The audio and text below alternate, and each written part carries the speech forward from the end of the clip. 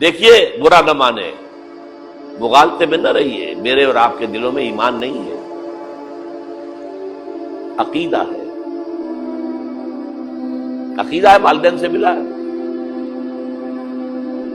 یقین والا ایمان کہاں ہے؟ اپنے گریبان میں جھانکیے، اللہ آپ کو توفیق دے۔ کیا مجھے واقعی یقین ہے کہ مجھے مرنے کے بعد جی اٹھنا ہے؟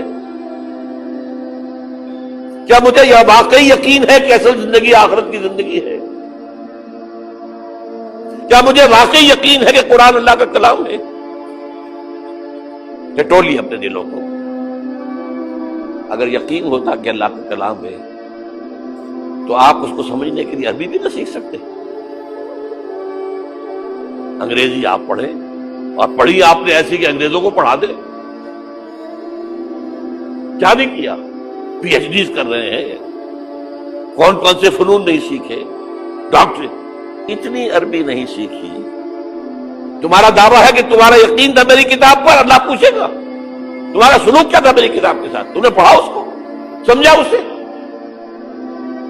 سمجھنے کے لیے عربی سیکھی؟ تو تم جھوٹ بول رہے ہو، تمہارا کوئی ایمان نہیں تھا میری کتاب۔ ما آمن بالقرآن